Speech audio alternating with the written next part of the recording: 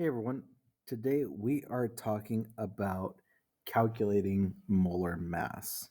So, here's how this works. This actually builds on something that we've already talked about before, um, and that is counting atoms. So, the first thing to understand is that the molar mass of any element is listed on the periodic table. So, if we were to be looking for the molar mass of, say, aluminum, the molar mass would just be the mass that's listed on the periodic table in grams. So, as you can see from aluminum's box right here, aluminum's molar mass is 26.982. Now, the molar masses are always listed in grams, okay? And also, generally speaking, when people are working with these, they will use two decimal places. So, more commonly, you will see this used as 26.98 grams. That would be the most common way that you would see these used. But what if the molar mass that we needed was for a compound where it has multiple elements in it? So let's take a look at how this works, okay? Instead of aluminum, let's say we were working with a compound. Let's say it was aluminum oxide. So Al2O3. Okay. Now there's multiple elements listed here. So we can't just look it up on the periodic table. Instead, we got to do a little bit of calculating. So the first part is a step that most of you are probably familiar with, and that is counting atoms. Now, if you're not familiar with counting atoms, you should go back right now, pause this video, and go back and watch my video on how to count atoms, okay? So I'm going to count atoms for this molecule. So just going to do that part real quick.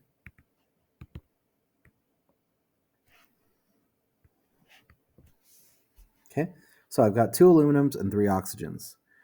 Now, what I'm going to do is I'm going to multiply these by their molar mass.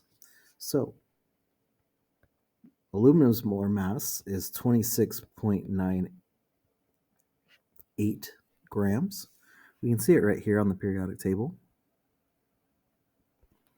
And oxygen's molar mass is 16.00 grams.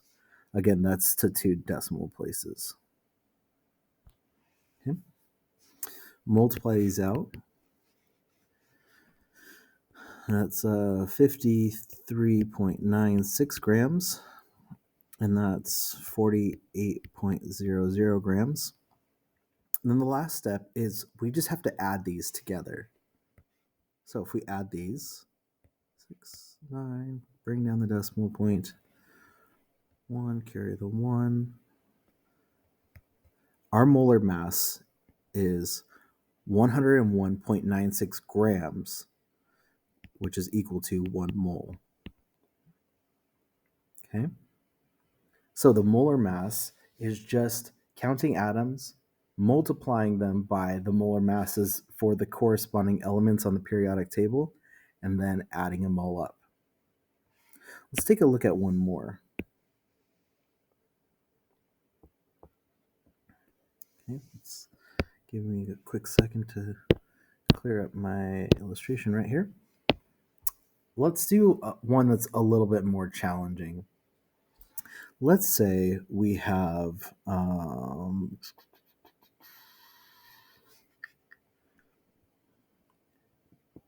NH4 2 SO4.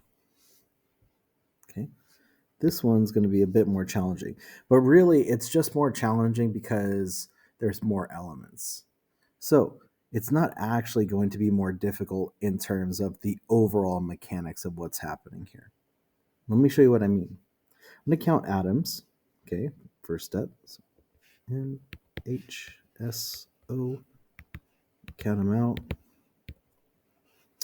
That's 2. That's 8.